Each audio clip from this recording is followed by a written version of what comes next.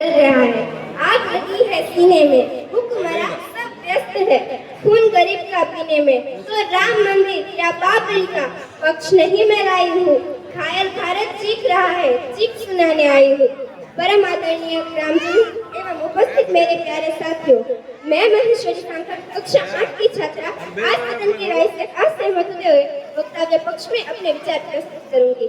महोदय, दर्द हद से तब गुजरने लगता है जब मेरी आंखों के सामने ताज, पुलवामा, छत्तीसगढ़ में शहीद हुए जवानों के शत विशेष अजले शरीर के कपड़े, रेत के टीलों से ऊपर जाती लाशों के ढेर और कश्मीर की खून से सनी लाल रंग की सड़कों के दृश्य सामने आते हैं। उस पर मेरे प्रतिपक्षी महोदय का कहना है कि मानवाधिकारों की अनुपालना करते हुए देश से उग्रवाद और आतंकवाद को समाप्त किया जा सकता है।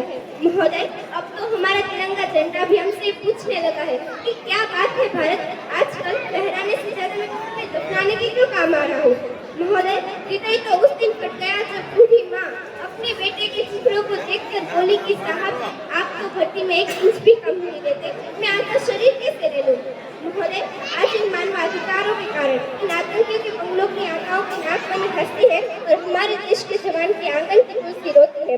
जब एक शहीद हुए जवान की विधवा की वेग चीख चीख कर एक कहती है कि प्यार भी भरपूर गया, मांग का सिंदूर गया, नन्हे नौनिहालों की लंगोटियां चली गई, छोटी छोटी बेटियों की चोटियां चली गई और आपके लिए एक आदमी मरा है साहब, मेरे घर की घरोटियां ही चली गई। महोदय, किसी भी युद्ध को जीतने के पहले पहल करना सबसे ज्यादा आवश्यक है। इतिहास गवाह है कि पहल करके बड़े बड़े युद्धों के परिणाम बदल दिए गए हैं, बड़े बड़े युद्धों के परिणाम बदल दिए गए हैं। परंतु आज मानवाधिकारों के कारण हमारे देश के जवान ड्यूटी पर खड़े होकर भी वैज पहल करने से डरते हैं, क्योंकि महोदय भविष्य में उन्हें कटघरे में खड़े होने का डर सता रहा होता है। वो ये जानते हैं कि चाहे एक तीव्रवादी की राइफल से निकलने वाली गोली को तय करना पड़े या ना पड़े, तो वो किसे लगेगी, परंतु हमारी राइफल से निकलने वाली गोली को निर्णय लेना पड़ता है, चाहे वो किसी दोषी को लगे या ना लगे, दोष को नहीं लगनी चाहिए।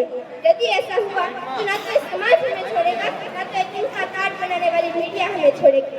पर महोदय, मानवाधिकारों के तले किसी भी जवान को युद्ध के मैदान में छोड़ देना कोई मुद्दा नहीं, एक आत्महत्या है, क्योंकि महोदय फूल को श्रृंगार गए मुमकिन नहीं और वीर को श्रृंगार गए मुमकिन नहीं। जो हाथ बांध के सेना के ऐसे मानवाधिकार का पालन संभव नहीं।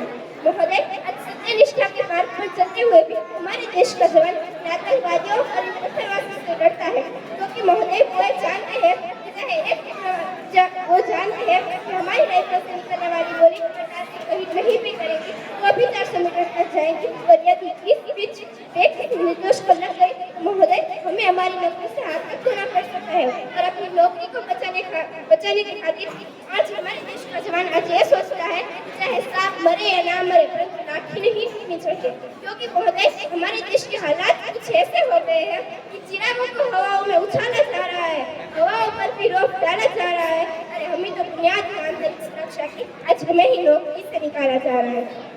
महोदय, जब छत्तीसगढ़ में जब पुलवामा में 44 जवान शहीद हुए, छत्तीसगढ़ में 76 जवान शहीद हुए, तो कोई भी मानवाधिकार की दुहाई देने वाला हमारे पक्ष पर आकर खड़ा नहीं हुआ। परंतु जब जैन्य विश्वविद्यालय में एक देशद्रोही द्वारा भारत तेरे टुकड़े होंगे अफजल